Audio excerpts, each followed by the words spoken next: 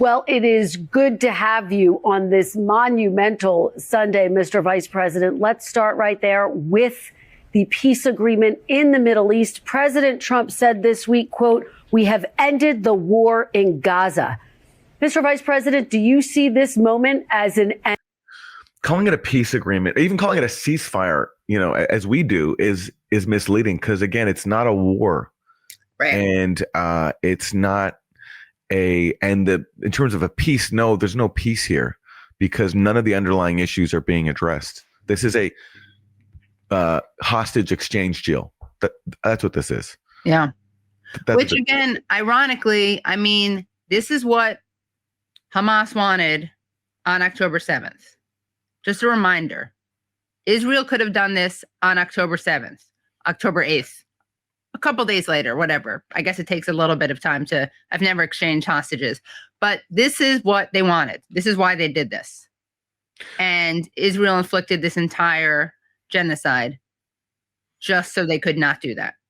Yes. And it's a really important point to stress because, captives,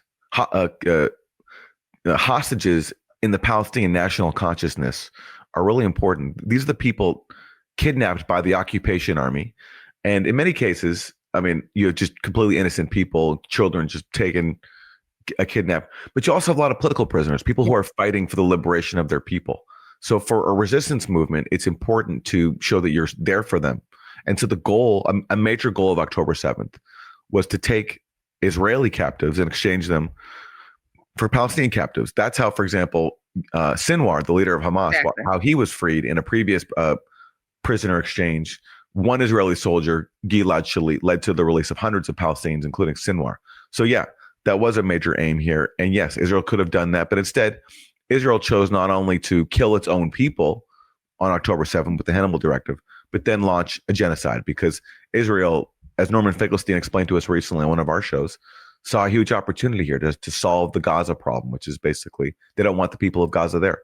So they took the opportunity to destroy Gaza, and Joe Biden and then Trump enabled Netanyahu every step of the way until now. Yeah. So just remember that when everyone's like, oh, Hamas could have ended this, they could have released the hostages. Well, yeah, they could have. And they wanted to, and they offered to. And they offered actually to release all civilian hostages from day one in exchange for only Israel not attacking Gaza.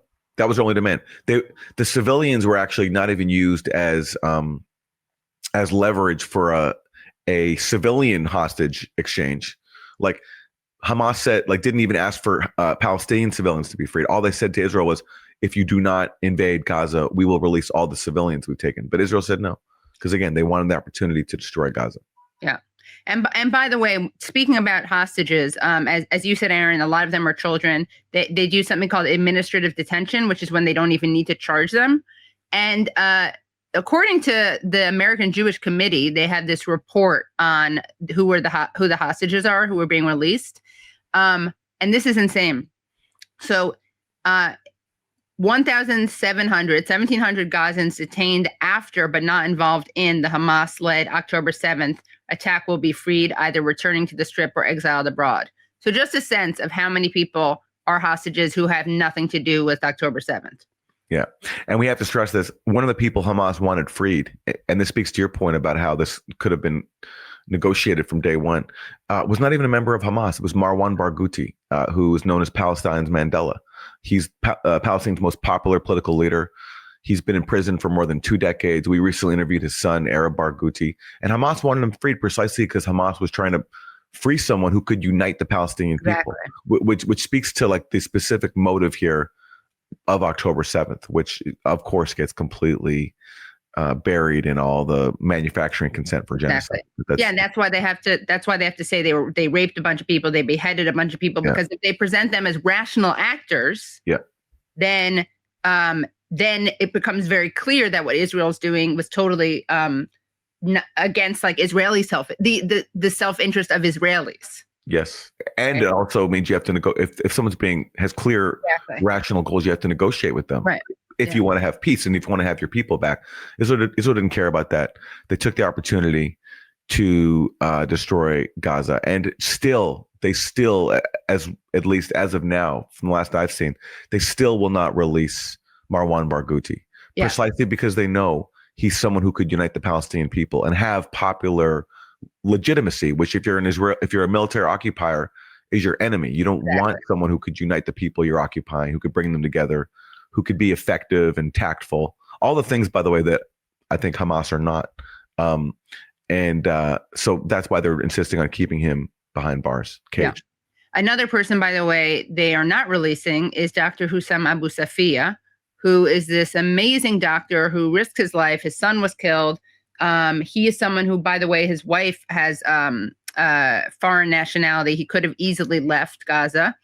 He chose not to. And he's the one who they have that iconic image of walking through a totally devastated scene, walking towards a tank. And he surrendered himself to a tank. They know full well he didn't commit a single crime. He's lost tens of pounds, I think up 50 pounds. He has a medical condition they're not treating.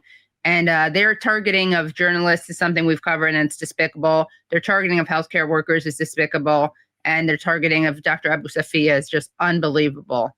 It is awful that every doctor around the world should be up in arms demanding his freedom.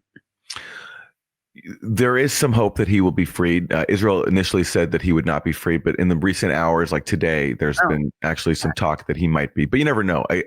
Israel has every incentive to keep him caged because they've tortured him. They tortured another doctor that they kidnapped to death, and they certainly tortured Dr. Abu Safia. So they have every incentive not to release him. But there's been a lot of pressure, and there's now conflicting reports. So. He actually might end up being, but the point is they kidnapped a heroic doctor, subjected him to abuses, torture we can't even imagine for months now. Right. And if he is freed, then somebody else who is just as innocent will then remain caged by Israel because they've kidnapped so many Palestinian hostages. You know that according to Relief Web, 2 healthcare workers were killed every day on average during Israel's genocide. 2. And you just mentioned another doctor who was killed, and that was Dr. Adnan Al-Bursh, another extremely brave doctor. He was actually orthopedic surgeon and the head of orthopedics at the Al-Shifa hospital. He was tortured. He was detained for months. He was tortured, and according to a Sky News investigation, and they're not exactly pro-Palestine and anti-Israel, he was killed after being sexually abused and tortured and had blood around his genitals. And it's unthinkable what they're doing. And so RIP to Dr. Adnan Al-Bursh and every person killed in the genocide. But right now I'm just thinking of all the medical workers, and you have to kill medical workers because that's how you help you facilitate a genocide. All right. Well, it's a bad omen if we can't even get through like a we're gonna have a lengthy debunking, but that's what happens when you're trying to like accurately cover corporate media coverage of the Gaza genocide. It's just so distorted in favor of the genociders. Anyway, let's get back to JD Vance on Meet the Depressed. To the war in Gaza. Well, I do, Kristen. We're going to have to do a lot of work to make sure that it stays ended. But I also have to give your network a little bit of grief, Kristen, because last night I was watching NBC. They were covering this, and they mentioned that during a rally last night in Israel, when Steve Witkoff, our great special envoy, mentioned Bibi Netanyahu, the crowd booed. But the broadcast didn't mention that when Steve Witkoff mentioned President Trump, the crowd actually cheered.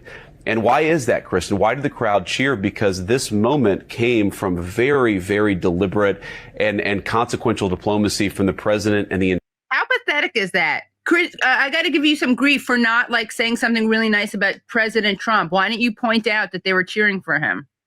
Well, that's his job. That's his job, basically, is to be Donald Trump's personal hype man. Yeah. I'm sure was he watching NBC News, or was like the staff of flunkies who were like there to monitor the media for like insufficient praise of the dear leader watching and then handing him this talking point to like call out NBC News like for not praising the dear leader. I mean, that's pretty much what many people in the White House are tasked to do. Right. Okay, let's keep going. entire administration. The reason why we're at this moment, Kristen, is because the president of the United States, he gave unusual authorities to people who had never been in diplomacy before. He actually broke the mold. Instead of doing diplomacy the same old way that it had failed for the past 30 or 40 years, he gave Steve Witkoff and Jared Kushner a remarkable amount of authority to go and get a peace deal done. Wow, that's so inspiring. He gave two pro-Israel activists unprecedented authority. Steve Witkoff, who got verklempt when the former leader of Mossad applauded him at one of his pro-Israel fundraisers that he went to recently. It's the most pathetic thing I've ever seen. Trump's top Middle East negotiators, oh my God, you're not going to believe this. I know. My Jewish mother would love this. The former head of Mossad, and it's he's speaking at a pro-Israel fundraiser, and this is while he's supposedly negotiating on Trump's behalf for Middle East peace. But by the way, this has nothing to do with Trump delegating authority to Steve Witkoff and Jared Kushner. And by the way, why is Jared Kushner even there? When Jared Kushner is supposed to be out of government, but it's he came back just to do Israel's bidding because that's how committed he is, while also making a lot of money in partnership with Gulf monarchies. But this is not this has nothing to do with him delegating authority. This had to do with him simply deciding it was time to end the genocide. Right. That's what it was. Israel went too far. They bombed Qatar, and when they were trying to kill Hamas negotiators, that failed. Trump certainly knew about that before.